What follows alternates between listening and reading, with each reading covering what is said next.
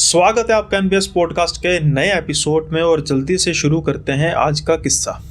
Rishabh, Aniket, money और राजेश, ये चारों दोस्त अपना अभी कॉलेज इन्होंने पूरा किया था, यूनिवर्सिटी की पढ़ाई पूरी की थी और इन्होंने प्रोग्राम बनाया कि अब भाई आउटिंग पर जाएंगे। जयपुर के ये रहने वाले थे और इन्होंने प्रोग्राम बनाया कि हम चलेंगे नैनीताल की ओर। सफ़र लंबा था तो इसलिए ये सोच रहे थे कि भाई रात को गाड़ी चलाने का अपना ही एक आनंद है और रात में जब हम पहाड़ों की तरफ जाएंगे और सुनसान रास्ते, हालांकि सुनसान रास्ते डर और खौफ की एक तस्वीर तो कई बार होते ही हैं, लेकिन रात में जो गाड़ी चलाते हैं उनको पता है कि रात को गाड़ी चलाने का रोमांच ही अलग होता है। तो ये निकल पड़ते हैं दिन के टाइम में ताकि जब ये पहाड़ी क्षेत्र में एंटर करेंगे तब तक ये रात पड़ चुकी हो। अब इन्हें क्या पता था कि इनके साथ जो होने वाला है उसको ये ताउम्र याद रखेंगे, इनका एक हॉरर एक्सपीरियंस भी हो जाएगा। लेकिन सबसे बड़ी बेवकूफ़ी क्या थी? सबसे बड़ी बेवकूफ़ी ये थी कि ये मैप लगाकर जा रहे थे और मैप में एक शॉर्टकट रास्ता जो इनको दिखाई दे रहा था, उस रास्ते पर जाने के लिए इनको मना भी किया गया, लेकिन ये माने नहीं। अब ऐसा भी क्या था उस रास्ते में और किसने मना किया था? सफ़र में जा रहे होते हैं और अब कुछ शाम का समय तकरीबन होता है और ये किसी ढाबे पर रुककर खाना खा रहे होते हैं और बातें कर रहे होते हैं। बातें करते करते जब ये मैप की तरफ देखते हैं और मैप की तरफ देख के ऋषभ कहता है राजेश को कि भाई ये देख, ये जो रास्ता है ये हमें दिखाई दे रहा है, ये कुछ शॉर्टकट सा बन रहा है। जैसे मैं उस पर क्लिक करता हूँ तो इतने किलोमीटर दिखा रहा है और इस तरफ करता हूँ तो किलोमीटर थोड़ा सा कम दिखा रहा है। हाँ, ये रास्ता थोड़ा सा, अब मुझे पता नहीं है कैसा रास्ता है, मतलब थोड़ा सा हटके है, मुझे लग नहीं रहा कि ये कोई मेन रोड है। तो राजेश और उसका मनी हो गया या निकेत हो गया, सारे कहते हैं कि भाई ऐसा करते हैं, हम कौन सा भीड़ भड़के वाले इलाके से जाएंगे, इसी रास्ते से जाते हैं। अभी ये बातें कर ही रहे थे कि एक ट्रक ड्राइवर इनकी बातों को सुन रहा था। वो इनके बिल्कुल पीछे खड़ा था और बड़े ही गौर से वो इनकी बातों को सुन रहा था, या यूं कहें कि जब तक ये बातें इधर उधर की कर रहे थे तब तक तो शायद वो गौर कर नहीं रहा था, लेकिन उस रास्ते की जब बात की तो फिर वो ट्रक ड्राइवर चौकन्ना हो गया। वो ट्रक ड्राइवर कहता है कि बच्चों, वो थोड़ा सा कह सकते हैं कुछ होगा 55-60 साल का। वो कहता है कि बच्चों, अगर आप बुरा ना मानो तो कुछ कहूँ। अब ये चारों जो लड़के हैं इनकी एक अच्छी बात है कि ये भाई रिस्पेक्ट देने वाले बंदे थे, ऐसा नहीं कि कोई ट्रक ड्राइवर जो हैं उन्होंने बुलाया तो ये बड़े अजीब से तरीके से बात करें। तो चारों अचानक से मुड़ के उनकी तरफ देखते हैं और कहते हैं हाँ जी बाबा जी, क्या कहना था आपने? वो जो बाबा जी हैं ट्रक ड्राइवर, वो कहते हैं कि बच्चों बात ऐसी है कि माफ़ करना, मैंने तुम्हारी कुछ बातें सुनी और तुम एक रास्ते की बात कर रहे थे। ये रास्ता जो है ना, इस रास्ते से आप मत जाना। तो ये कहते हैं कि बाबा जी आप पता भी है किस रास्ते की बात हो रही है? तो बाबा जी कहते हैं हाँ, मैं मोबाइल में देख रहा हूँ, वो जो रास्ते पे कोई जगह का नाम होगा उससे टर्न होता है, कहते उससे मतलब जाना मत आप। तो ये पूछते हैं कि बाबा जी क्या बात है, कोई एक्सीडेंट वगैरह कुछ हुआ या सड़क वगैरह टूटी फूटी है? कहते कुछ नहीं है, सड़क बिल्कुल साफ़ है, कोई एक्सीडेंट नहीं है, लेकिन वो रास्ता सुनसान कुछ ज़्यादा ही है। रात के समय में तो वहाँ पर बहुत मुश्किल से कोई इक्का दुक्का गाड़ी अगर मिल जाए तो वो बड़ी गनीमत है। अब ये सोचते हैं कि बाबा जी हम निकले हैं ट्रिप पर, तो हमने तो करना है एंजॉय, तो हम तो ऐसे रास्ता ढूंढ रहे थे जो बिल्कुल सुनसान हो और हम अपनी गाड़ी को तेज़ रफ्तार से चलाते फिरे वहाँ पे। लेकिन बाबा जी कहते हैं कि इन सब चीज़ों के अलावा कुछ और भी है जो वहाँ पर आपको एंजॉय करने नहीं देगा, या फिर कह सकते हैं कि करने नहीं देगी। अब चारों जाने बाबा जी की बातों को सुन रहे थे गौर से और कहते हैं कि बाबा जी आप कहना क्या चाहते हैं, साफ साफ कहिए। देखिए हम यहाँ के लोकल नहीं हैं, हम काफ़ी दूर से हैं, तो इस जगहों का यकीनन हमें पता नहीं है, और आप जो हैं आपकी तारीफ़, वो कहते हैं भाई मैं ट्रक चलाता हूँ। तो फिर कहते हैं कि आप जैसे ट्रक ड्राइवर हैं तो आपको तो ये रास्तों का ज़्यादा पता होगा। देखिए अगर कोई चोर लुटेरे ये वो ऐसा वैसा कुछ काम है तो हमारे पास उसका इंतज़ाम है। अनिकेत अपना जो थोड़ी सी शर्ट को साइड पे करता है, उसके पास एक पिस्टल होती है जो कि लाइसेंस थी। बाबा जी कहते हैं कि ये जो चीज़ें हैं ना भाई, बंदूकें हैं, असला बारूद है, ये काम आता है इंसानों पर, लेकिन जिसकी बात मैं कर रहा हूँ वो इंसान ही नहीं है। अब चारों जाने कहते हैं कि बाबा जी अगर आप हमें बेफजूल का डराने की कोशिश कर रहे हैं तो ऐसा मत कीजिए। बाबा जी कहते हैं कि बेटा बात ऐसी है कि मैं तो तुम्हें पहली बार मिल रहा हूँ, मैं तो तुम्हें सिर्फ आगाह कर सकता हूँ, डराने का मेरा क्या काम। बात तो उनकी सही थी, लेकिन बात तो ये भी सही है कि आप वीडियो को देखते हैं और लाइक किए बिना, सब्सक्राइब किए बिना भाग जाते हैं। मेरा जो पर्पस है वो तो आपको डराने का ही है, लेकिन साथ के साथ एंटरटेन करने का भी है। तो भैया अगर आप जब रोज़ वीडियो देखते हैं तो सब्सक्राइब भी कर दीजिए लगे हाथ, और साथ के साथ वीडियो को लाइक भी कर दीजिए। तो जल्दी से बढ़ते हैं अब किस्से के अगले पड़ाव की ओर। बाबा जी कहते हैं चलो ठीक है, तुम उस रास्ते पर जाओ। ऐसी मैं ये नहीं कह रहा कि भाई बिल्कुल मत जाना, वैसे भी अब तुम आजकल के बच्चे हो, मेरी बात कहाँ मानोगे। लेकिन एक चीज़ का ध्यान रखना कि गलती से भी वहाँ पर गाड़ी को रोकना मत। अगर तुम्हारे मन में ये ख्याल है कि हम गाड़ी को रोक के वहाँ पर घूमे फिरेंगे थोड़ी देर, तो ये मत करना। बस वो जो ये सड़क का हिस्सा है कुछ किलोमीटर का, इसको तुम पार कर लेना। जब हाईवे पर दोबारा आ जाओगे तो फिर कोई बात नहीं। अब जब ये चारों लड़के सुनते हैं तो कहते हैं कि बाबा जी आप इतना डरे हुए हैं, आप बताओ तो सही हुआ क्या। बाबा जी कहते हैं चलो ठीक है, अब तो विश्वास ना करना आपकी मर्जी है, लेकिन जो मेरे साथ किस्सा हुआ था ना, मैं उसकी बात करने लगा। अभी कहते हैं कि ये जो किस्सा है कुछ ही साल पुराना किस्सा है, और मैं वैसे तो एक्सपर्ट ड्राइवर हूँ। अब क्या होता है कि आम तौर पर मेरे साथ कई बार क्लीनर होता है, कई बार क्लीनर नहीं भी होता। कई रूट ज़्यादा बड़े नहीं होते तो फिर हम क्लीनर वगैरह को नहीं लेकर जाते। मैंने कभी इस रास्ते से ट्रैवल किया नहीं था। आता था इस एरिया में, लेकिन इस रास्ते पर कभी भी ट्रैवल नहीं किया था। तो अचानक पता नहीं क्या हुआ कि एक दिन मैं ट्रक चला रहा था, रात का समय था, और मुझे ये रास्ता जो है वो जा रहा था। मैंने सोचा कि इसी रास्ते पर डाल लेते हैं। वो मेरी ज़िंदगी की सबसे बड़ी गलती थी। अब ये जाते हैं कुछ देर बाद ये सोचते हैं कि अब रुक के बाथरूम वगैरह किया जाए, फ्रेश हो जाए, तो ये ट्रक को रोक लेते हैं। ये गलती कर लेते हैं ट्रक को रोकने की। झाड़ियों के पास ये जाते हैं और झाड़ियों के पास जाके ये बाथरूम करना शुरू करते हैं। तो लेकिन इनको एक आवाज़ आती है, टक टक टक, यानी कि कोई, इनको लग रहा था कि शायद कोई पेड़ पर कुल्हाड़ी चला रहा है। लेकिन रात के कुछ 2 बजे के आसपास का समय, फिर इनके दिमाग में आया होगा कोई गैंग वूंग लग रही है कोई, लेकिन आसपास कोई भी रोशनी थी नहीं। अब कोई पेड़ काट रहा होगा, थोड़ी बहुत तो रोशनी करेगा, और यकीनी तौर पर एक से ज़्यादा लोग होंगे, और इस चीज़ के भी पूरे चांस है कि आसपास कोई बड़ी गाड़ी भी होगी जिस पर ये लाद कर लेके जाएंगे। लेकिन सिर्फ वो अजीब सी आवाज़ के अलावा वहाँ पर कोई और साउंड था ही नहीं, वहाँ पर कोई और चीज़ थी नहीं जिससे ये चीज़ का पता लगे कि शायद कोई पेड़ गैर कानूनी तौर पर काट रहा है। लेकिन वो टक टक टक की आवाज़ इनके दिमाग पर बार बार हिट करे जा रही थी। ये महसूस कर रहे थे कि हो ना हो, यहाँ पर हो सकता है कि कुछ ऐसे लोग हो जो मतलब इतने बड़े लेवल पर ना कर रहे हो, या फिर यूँ कहें कि इनको वो आवाज़ किसी हद तक सम्मोहित भी कर रही थी। अब ये बाथरूम करते हैं और ये डिसाइड करते हैं कि उस आवाज़ की तरफ जाया जाए। ये उस आवाज़ की तरफ धीरे धीरे जाना शुरू करते हैं।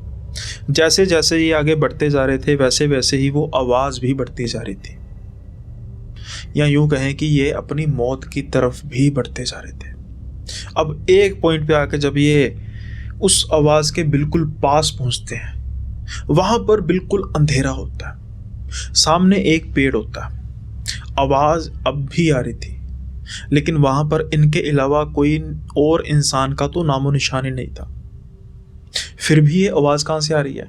ये धीरे धीरे उस पेड़ को ऊपर की तरफ देखना शुरू करते हैं, तो देखते हैं कि एक पैर, या कह सकते हैं कि एक एड़ी पैर की बार बार पेड़ को लग रही है, जैसे कोई जानबूझकर पेड़ को अपनी एड़ी मार रहा है, और उससे आवाज़ उत्पन्न हो रही है। अब एक पेड़ जो होता है, कोई वो इतना खोखला पेड़ नहीं होता, जो बिल्कुल पेड़ होता है, मतलब लक्कड़ का मजबूत पेड़ होता है, उसकी इतनी इको नहीं होती कि कोई उस पर एड़ी से पैर मारे और इस तरीके की आवाज़ आए। जितनी मर्जी तेज पैर मारे, आवाज़ तो बिल्कुल बहुत कम आती है। लेकिन ऐसा भी क्या था इस एड़ी में कि जो आराम से उस पेड़ की तरफ मारे जा रही थी अपनी एड़ी, और उसकी आवाज़ ऐसे आ रही थी जैसे कोई पेड़ को काट रहा है। धीरे धीरे जब ये ऊपर देखते हैं तो ऊपर देखकर तो इनके होश उड़े के उड़े रह जाते हैं। कोई इनको देखकर बड़े अजीब से तरीके से हंस रहा था। गंदे से उसके लंबे लंबे बाल थे, बड़े बड़े उसके दांत थे और आंखें उसकी लाल जैसे कोयले सुलग रहे हो। इनको ये मालूम हो चुका था कि ये टक टक की आवाज़ कहाँ से आ रही है, और शायद ये तब सोच रहे थे कि इनको मालूम ना होता तो अच्छा था। काश ये यहीं वहीं पर फ्रेश होकर अपने ट्रक पर बैठते और वहाँ से निकल लेते। बस ये जब उस चीज़ को देखते हैं या कहें उस प्रेत को, उस भूतनी को देखते हैं, तो बस उल्टे पांव भागते हैं और इनको महसूस होता है कि एक ज़मीन पर कोई बड़ी भारी चीज़ गिरने की आवाज़ था।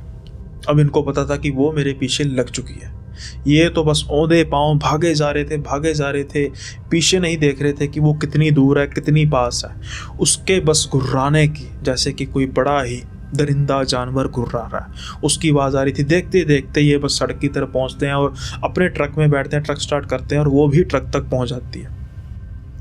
अब वो ट्रक के नॉन ड्राइविंग सीट पर एक बहुत तेज हाथ मारती है, लेकिन किस्मत अच्छी थी कि इनका जो ट्रक था वो बहुत ज़्यादा लोडेड भी नहीं था और ये जब अपने ट्रक को चलाना शुरू करते हैं और वो देख पाते हैं कि वो शीशे से, नॉन ड्राइविंग सीट पर शीशे से इनके पीछे भागे आ रही है।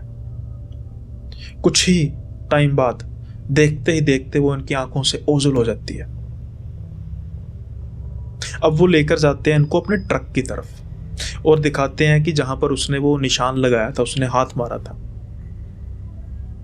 अब तो डेंटिंग वगैरह उन्होंने कराई थी, लेकिन उंगलियों के निशान अभी भी साफ देखे जा सकते थे कि जैसे ने बहुत तेज थप्पड़ मारा और उसकी हल्के हल्के उंगलियों के निशान है। अब किसी इंसान की इतनी उसमें ताकत तो होती नहीं कि वो किसी लोहे की चीज़ पर इतनी तेज थप्पड़ मारे, इतनी तेज वार करे कि उसके निशान लग जाए। चारों जाने इनकी बातों को सुन रहे थे। अब वो माने ना माने, उनको हल्का फुल्का डर तो लग ही रहा था, लेकिन अभी ये अपनी उम्र के उस पड़ाव पर थे जहां पर उनको कहीं सीधी सीख मिले तो कोई लेता नहीं है। अब ये जब सब कुछ सुनते हैं तो वो कहते हैं कि बाबा जी जरूर कोई नशेड़ी नुशेड़ी होगा या कोई पक्की बात है, गैंग होगी, आप अच्छा है बच गए, लेकिन भूत प्रेत वगैरह ऐसा कुछ होता नहीं है। तो बाबा जी कहते हैं कि देखो पुत्र, मेरा काम था कहना, तुम चारों जवान हो, ठीक है, अपने माँ बाप की उम्मीदें हो, तो अगर तुम उस मेन रोड से नहीं भी जाओगे तो क्या हो जाएगा, सीधे रास्ते जाओ ना। अब अनिकेत सोचता है कि बात तो ये ठीक कर रहे हैं, लेकिन अभी इन चारों दोस्तों में भी मतभेद थे। अभी अनिकेत को छोड़कर बाकी तीनों दोस्त इस पक्ष में थे कि वो उसी रास्ते से जाएं। हालांकि इनके सामने कुछ बात करते नहीं, वो कहते ठीक है बाबा जी हम देखेंगे। गाड़ी में बैठते हैं, गाड़ी में बैठ के ही तीनों दोस्त हंसने लग पड़ते हैं अनिकेत को छोड़कर। अरे यार क्या गजब स्टोरी सुनाई है बाबा जी ने, इस पर तो मूवी बन सकती है, कितना ज़बरदस्त, मज़ा आ गया। चलो भाई, ढाबे पर बैठने का ना वो हो गया, मूल पड़ गया। लेकिन अनिकेत कहता है कि भाई बात ऐसी है कि यार अगर वो कह रहे हैं, कहते हैं भाई देख हम उसी रास्ते से जाएंगे, यहाँ के पता नहीं क्या लोग डराने की कोशिश करते हैं, हम फट्टू थोड़ा हैं, हम तो उसी रास्ते से जाएंगे। अब अनिकेत 3-1 से वोट हार चुका था, क्या कह सकता था या क्या कर सकता था, कुछ नहीं। अब जिस समय वो उस रास्ते पर पड़ते हैं, रात पूरी हो चुकी थी। जब रास्ते पर जाते हैं तो वो एक चीज़ को तो गौर करते ही हैं कि कोई भी यहाँ पर व्हीकल हमें गुजरता हुआ दिखाई दे नहीं रहा, ना ही कोई दुकान है, ना ही कोई लाइट है, बिल्कुल सुनसान रास्ता।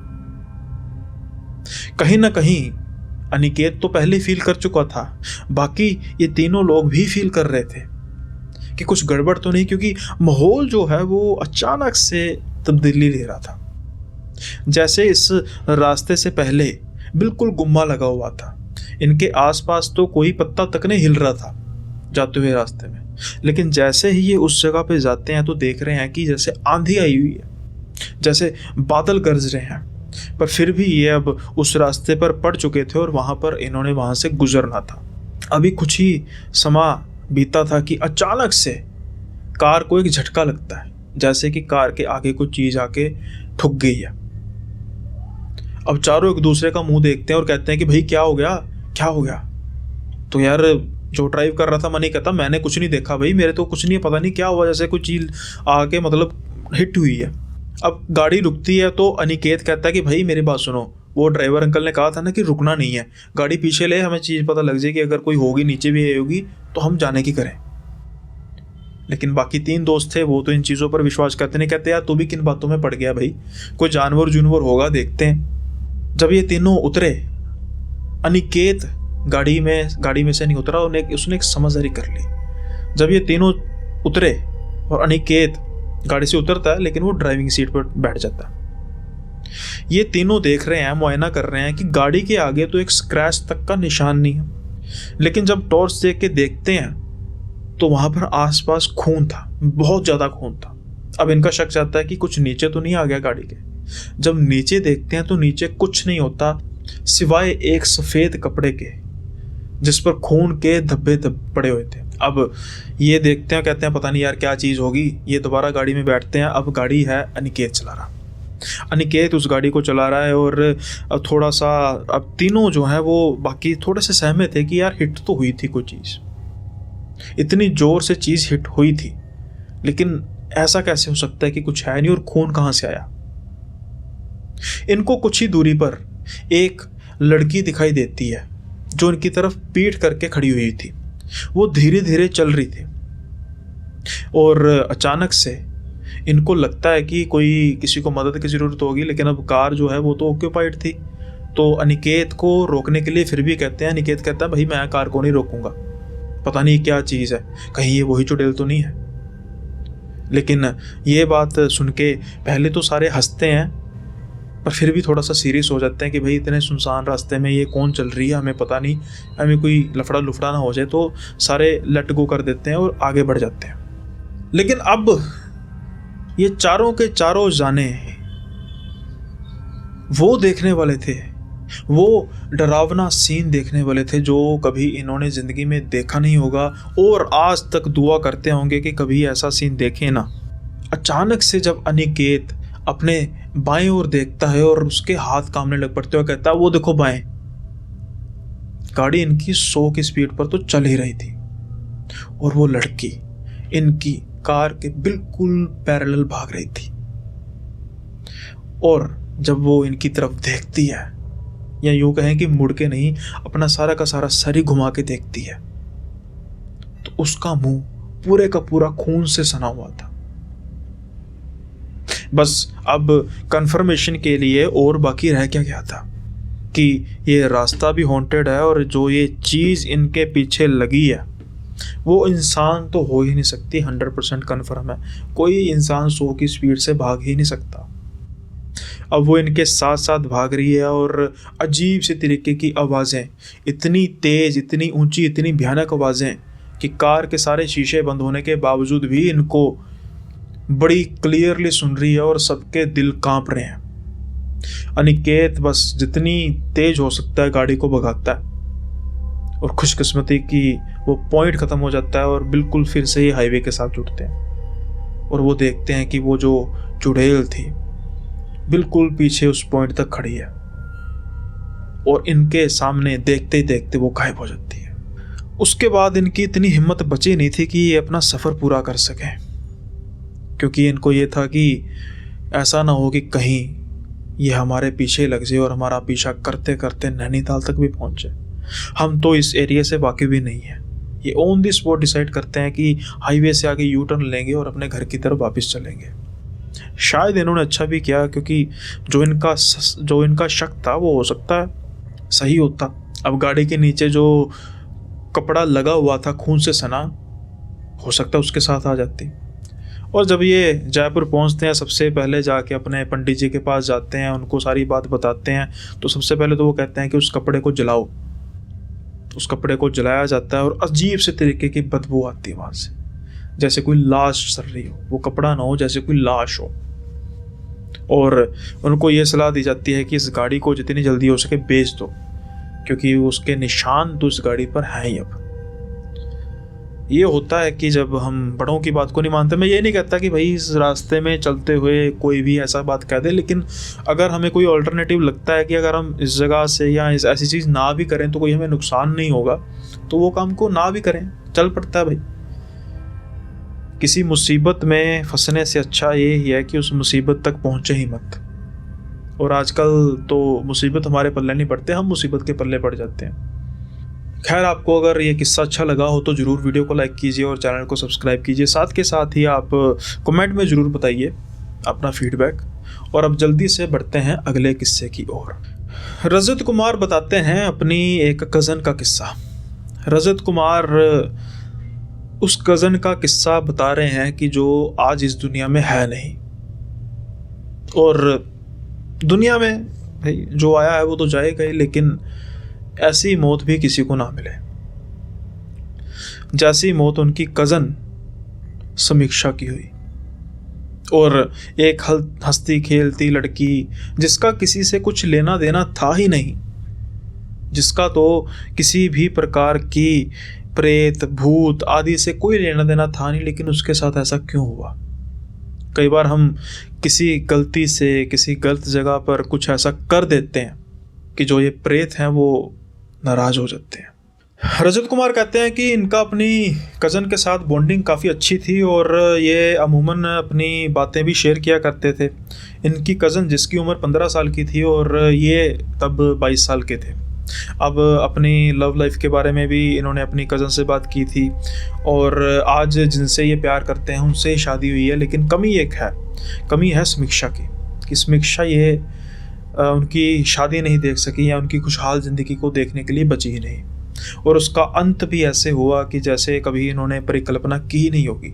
ना ही सिर्फ समीक्षा के बारे में, कभी किसी के बारे में नहीं। समीक्षा एक कॉलेज ट्रिप पे जाती है और वो ट्रिप उसका आखिरी ट्रिप होता है, और उसकी मौत का कारण भी शायद वो बनता है। उस ट्रिप में एक ऐसी चर्च होती है जहाँ पर सिमेट्री बनी होती है और बड़ी ही पुरानी कब्रें होती हैं। अब जो उसने किया जाने अनजाने में, पता नहीं उसकी मंशा थी या नहीं थी, लेकिन शायद उसकी मौत का कारण वो कब्र ही बनी। समीक्षा जब वापस आती है तो वो बड़ी गुमसुम सी रहने लग पड़ती है। किसी से ज़्यादा बात नहीं करनी, किसी से ज़्यादा हंस के नहीं बोलना। हालांकि वो एक चुलबुली लड़की थी, एक एक्सट्रोवर्ट लड़की थी, सबसे घुल मिल के बात करना, अपने दोस्तों से, अपने बहन भाई से, इनके साथ, रजत के साथ। लेकिन पता नहीं क्या बात है कि जब से वो वहाँ से आई थी तो वो गुमसुम रहने लग पड़ी। अगर यहाँ तक रहता तो शायद फिर भी जायज़ था, लेकिन अगर बात यहाँ तक ही रहती तो शायद संभाल ली जाती। अब उसकी जो हरकतें हैं वो धीरे धीरे जानवरों जैसी हो रही थी। अब आप सोचेंगे भाई ये कैसी बात कर दी मैंने, जानवरों जैसे? जी हाँ, बिल्कुल जानवरों जैसे। पहले तो जो उसका फिजिक था वो एक अच्छा था, हेल्दी फिजिक थी। वो तो बिल्कुल सूख कर हड्डी होगी, खाना पीना छोड़ दिया। हालांकि इस चीज़ के बारे में इनको ज़्यादा नहीं पता था, ये काफ़ी दूर रहते थे और फ़ोन पर तो कभी कभार बात होती थी, लेकिन इस बारे में अभी उनके फैमिली ने किसी से बात की नहीं कि समीक्षा का ऐसा हाल हो रहा है। कोई ऐसा डॉक्टर नहीं था जिसको नहीं दिखाया। इनको ये थोड़ा बहुत पता था कि उसकी सेहत ठीक नहीं है। बात भी नहीं हो पाती थी। जब भी ये फ़ोन करते, कभी उनकी मदर, कभी उनके फादर, कभी उनका भाई उठाता और कहते कि वो ठीक नहीं है, वो सो रही है। इनको तसल्ली बख्श जवाब नहीं मिलता था। अब धीरे धीरे करके इनकी सेहत इतनी ज़्यादा डाउन हो चुकी थी कि सिर्फ कह सकते हैं कि हड्डियाँ बची थी। रजत कुमार एक दिन डिसाइड करते हैं कि मैं बिना बताए घर पे जाऊंगा। मुझे लग रहा है कुछ ऐसा हुआ है जो घर वाले छुपा रहे हैं, क्यों ना मैं सीधा ही जाऊं। और इनकी जो सोच थी या इनका शक था बिल्कुल सही था। जब ये घर पे जाते हैं तो वैसे तो घर पे आने की खुशी होती है जब रिश्तेदार आते हैं। इनके जो समीक्षा के पेरेंट्स थे, उनके भाई थे, वो खुश भी हुए, लेकिन उनके चेहरे पर चिंता की लकीर भी थी, क्योंकि उनको पता है कि समीक्षा और रजत की तो बनती भी बहुत है। तो भाई अगर समीक्षा नज़र ना आई तो फिर रजत तो पूछेगा। अब रजत पूछते भी हैं कि समीक्षा नज़र नहीं आ रही, मुझे पता है उसकी तबीयत खराब है, वो कहाँ पे आराम कर रही है बताओ। लेकिन उसके माँ बाप, उसका भाई कहते हैं कि रजत भैया बात ऐसी है कि आप वो रेस्ट ही कर रही है, आप ना मिले तो अच्छा। लेकिन रजत कहता है कि यार ऐसी भी कैसी बात है, ये क्या बात हुई? रजत जिद करने लग पड़ता है। अब रिश्तेदारी थी, रिश्तेदारी में कहासुनी भी ज़्यादा नहीं हो सकती। तो फिर समीक्षा का भाई कहता है कि भाई अब बात ऐसी है कि मैं मिलाता हूँ, लेकिन जो भी बात है ना हमारे और आपके बीच में रहेगी। तो रजत कहता है यार क्या कहानियाँ बना रहे हो, मुझे बताओ क्या हुआ। वो कहते हैं बताता हूँ। धीरे धीरे धीरे धीरे वो उस कमरे की तरफ जाना शुरू करते हैं जो समीक्षा का कमरा था। उस कमरे के बाहर ताला लगा हुआ था। रजत ये चीज़ देख के हैरान होता है कि ताला, यार ये ताला क्यों लगा के रखा हुआ? तो रजत का भाई कहता है कि मैं बताता हूँ आपको। अब वो कमरे की तरफ जाता तो है लेकिन ताला नहीं खोलता। तो रजत कहता है ताला खोलो यार। कहता नहीं ताला नहीं खोलूंगा। वो कमरे की खिड़की खोलता है। अब जब वो खिड़की खोलता है और उसके बाद रजत जो देखता है वो सिर्फ कह सकते हैं कि सन का सन ही रह जाता है। उसने अपनी ज़िंदगी में आज तक भी ऐसा सीन नहीं देखा था, और ख़ास तौर पे ये तो कभी उसने एक्सपेक्ट किया ही नहीं था कि उसकी कज़न सिस्टर समीक्षा इस हालत में होगी। जैसे ही वो खिड़की खुलती है तो वो देखता है कि समीक्षा उसको देख रही थी बड़े ही अजीब सी तरीके से। उसकी लार थूक की नीचे बह रही थी, लेकिन उसकी डायरेक्शन कोई और थी। अमूमन लार जब बहेगी तो इस तरीके से बहेगी, लेकिन वो इस तरीके से बह रही थी ऊपर की तरफ। उसका कारण था कि समीक्षा उल्टे तरीके से पंखे पर लटकी हुई थी। उसकी टांगे जो पंखा होता है उसको जकड़ कर उसने रखा हुआ था, और वो देख रही थी रजत को। जैसे ही वो रजत को देखती है तो घुर्राना शुरू करती है और पंखे से अपने आप को नीचे गिरती है, बेड पर गिरती है और जानवर की तरह खिड़की पर झपट मारती है। रजत तो एकदम से पीछे की ओर गिरता है और समीक्षा का भाई जल्दी से उस खिड़की को बंद करता है। कुछ मिनट तो रजत समझ ही नहीं पाता कि ये हुआ क्या है। जिसको मैं देख रहा हूँ क्या वो समीक्षा है? शक्लों सूरत से वो थोड़ी थोड़ी समीक्षा ही लग रही थी। हालत उसकी इतनी बुरी हो चुकी थी कि बस जैसा मैंने कहा हड्डियां थी। लेकिन अब वो इतना प्यार था दोनों का, समहाउ उसको पहचानता है, लेकिन उसने ये एक्सपेक्ट नहीं किया था कि इतनी बुरी हालत हो जाएगी।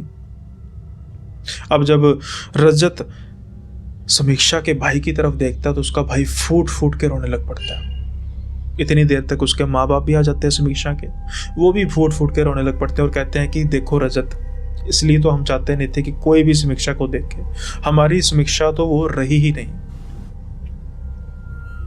वो सिर्फ अब हड्डियों का ढांचा बन चुकी है। हमने कोई डॉक्टर नहीं छोड़ा, कोई हॉस्पिटल नहीं छोड़ा। उसके बाद हम तांत्रिकों के पास गए, पंडितों के पास गए, हर एक जगह गए। फिर हमें ये पता लगा कि कोई ऐसी बुरी आत्मा है जिसने समीक्षा पर काबू कर लिया और उसको वो मारकर ही छोड़ेगी। हर तरह का हमने यज्ञ, हर तरह की हमने एक तरह की हमने चीज करा के देखी, लेकिन नहीं, कुछ फर्क नहीं पड़ा। रजत तो बस अब स्पीचलेस था। वो तो बस अब सुने जा रहा था, कहने की तो हिम्मत उसकी बची ही नहीं थी। इतना कुछ देखने के बाद तो कहने की हिम्मत किसी की भी नहीं बचती।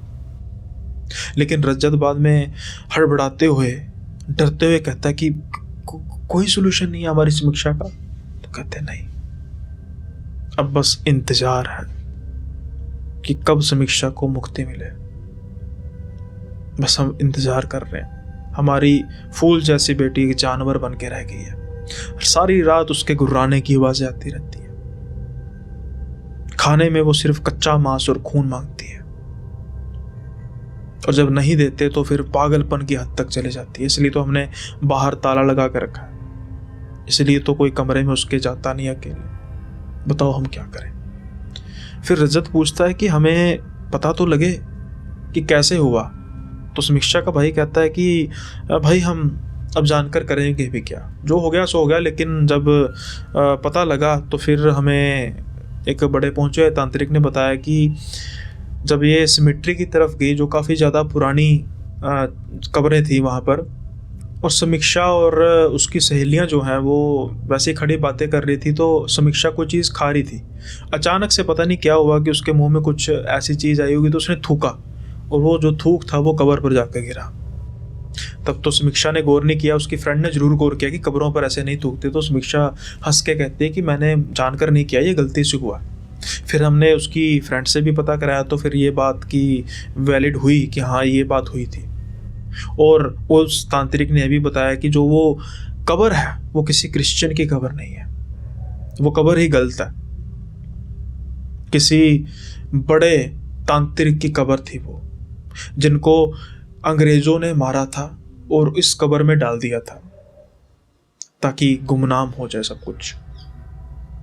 वो तांत्रिक को अच्छा नहीं लगा, उसकी आत्मा को, उसके प्रेत को अच्छा नहीं लगा कि किसी ने उसकी कब्र पर थूका, चाहे गलती से नहीं। और ये उसका प्रेत ही है जिसने समीक्षा का ये हाल किया है। एक छोटी सी गलती इतनी भारी, क्या कोई सोच सकता था? समीक्षा का परिवार बस अब इंतजार कर रहा था कि उसकी बेटी को मुक्ति मिले, और कुछ दिन बाद उसकी बेटी को मुक्ति मिल भी गई। आज समीक्षा इस दुनिया में नहीं है और रजत को दुख है, सबको दुख है, लेकिन कहीं ना कहीं इस चीज की तसल्ली है कि वो मुक्त हो गई। जिंदा रहती तो हर रोज मरती, एक बार मर गई। आई होप ये किस्सा आपको अच्छा लगा होगा सुनने में, इन द सेंस कि ऐसे नहीं कि बड़ा मज़ेदार है, लेकिन एक ट्रेजेडी है और एक सीख है कि ऐसी जगहों पर हमें जितना हो सके दूर रहना चाहिए और डिसिप्लिन में रहना चाहिए, क्योंकि ज़मीन के नीचे क्या क्या खौफनाक राज दफन है ये कोई नहीं कह सकता। कौन सा किस्सा आपको ज़्यादा पसंद आया आप ज़रूर बताइएगा, और इसी के साथ ही वीडियो को लाइक करना, चैनल को सब्सक्राइब करना मत भूलिएगा, क्योंकि ये वन स्टॉप चैनल है किसका, हॉरर का, जहाँ पर आपको हर रोज़ एक नई कहानी और वीकली पॉडकास्ट सुनने को मिलेगा। तो 9 बजे का जो टाइम है उस पर आप पक्का ही नोटिफिकेशन का बेल आइकन प्रेस कर दीजिए। बिल्कुल 9 बजे आपके नोटिफिकेशन पर एक वीडियो आया करेगी जो आप सुनने के लिए बेताब रहते हैं, नहीं कि हॉरर। अब चलते हैं अपने सेगमेंट की तरफ कि जो क्वेश्चंस है हमारे व्यूअर्स के, कोई कंसर्न है या क्रिटिकल कमेंट्स कह सकते हैं, उस पर डिस्कस करेंगे। ये जो कमेंट है ये है हिमांशु पारा जी का। हिमांशु पारा जी हमारे रेगुलर व्यूअर हैं और तकरीबन हर एक वीडियो पर इनका कमेंट आता ही आता है। तो हिमांशु पारा जी, थैंक यू सो मच भाई, आप बहुत प्यार देते हैं। तो अब आपका जो कमेंट है वो है कि लास्ट वाली स्टोरी बहुत अच्छी थी भाई, आपके सब्सक्राइबर के अकॉर्डिंग व्यूज़ क्यों नहीं आ रहे? कहीं ना कहीं आपकी रीच रुक रही है, एक बार किसी SEO एक्सपर्ट को दिखाइए, आपकी स्टोरीज़ भी अच्छी होती हैं, आपका चैनल इज अकॉर्डिंगली ग्रोथ नहीं कर रहा है। हिमांशु भाई thank you for concern, last वाली स्टोरी अच्छी थी, थैंक यू भाई। वैसे मतलब आपके कहने का कि सिर्फ लास्ट वाली अच्छी थी, खैर आपका कहने का मतलब ये है कि जो इस वीडियो में लास्ट वाली स्टोरी थी, और ये एपिसोड पता नहीं कौन सा था, आई डोंट नो, क्योंकि मैंने इसका स्क्रीनशॉट रख लिया। तो खैर ये रिसेंट ही कोई होगा एपिसोड।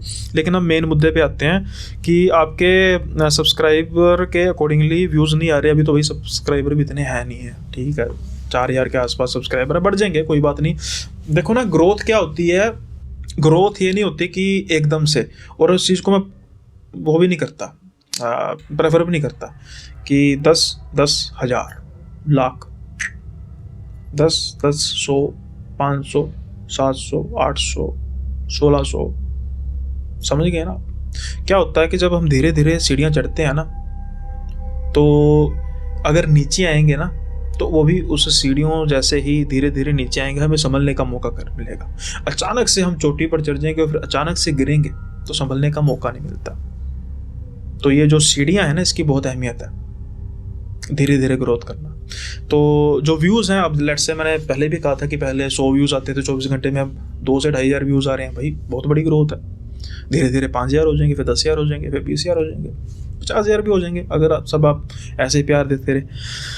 और आपने बात की है कि कहीं रीच रुक रही है, नहीं ऐसा नहीं है, यूट्यूब धीरे धीरे इस चीज़ को पुश कर रहा है, हर वीडियो की परफॉर्मेंस ठीक होती जा रही है। और आप किसी SEO एक्सपर्ट को दिखाइए। SEO होता है search engine optimisation, I think, अगर मैं ठीक हूँ। SEO क्या होता है कि SEO को ना ऑर्गेनिकली भी बढ़ता है और SEO को पेड भी होते हैं। अभी मेरा जो SEO है ना, वो ऑर्गेनिकली बढ़ रहा है। मतलब नरेट बाय सुनील का जो मैं अपने आप, जैसे वो आपको तो नज़र नहीं आता जो हमारे वीडियो में होती है कि यूट्यूब सर्च में कितने % लोगों ने मेरा नाम सर्च किया, तो वो अभी अच्छा धीरे धीरे बढ़ रहा है। तो ऐसा जो मुझे जो SEO है उसमें भी किसी तरीके की कोई गड़बड़ नहीं आ रही। ये है कि हाँ, आपको मेरा सुनाने का तरीका पसंद आ रहा है, उसकी वजह से आप ये लग रहा है कि भाई बढ़ क्यों नहीं रहा, सब कुछ टाइमली हो जाएगा मेरे भाई। इतना अभी मैं इतना लोड नहीं ले रहा। और अभी जैसे 1 महीना भी नहीं हुआ कि रेगुलर स्टोरीज को शुरू किया है, कम से कम 5-6 महीने तो वेट करेंगे ना। उसके बाद फिर इवैल्यूएट करेंगे कि भाई जब मैं 3-4 दिन में एक स्टोरीज करता था, फिर अब पिछले 5-6 महीने में सब्सक्राइबर कितने बढ़े हैं, उसके बाद फिर व्यूज़ का कितना डिफरेंस आ रहा है। और अगर वो 19-21 का फ़र्क होगा भी तो कोई इतनी बड़ी बात नहीं है, संभाल लेंगे। लेकिन अभी मुझे लग नहीं रहा कि किसी तरीके की कोई अनऑर्गेनिक छेड़छाड़ करने की ज़रूरत है चैनल में। चैनल ऑर्गेनिकली बहुत अच्छा बढ़ रहा है और मुझे पूरी उम्मीद है कि जितना इसमें खाद ऑर्गेनिकली पड़ी होगी, फर्टिलाइजर्स नहीं पड़े होंगे, है ना, उतना ही ये फल भी मीठा देगा। सिर्फ इसी इंतज़ार में।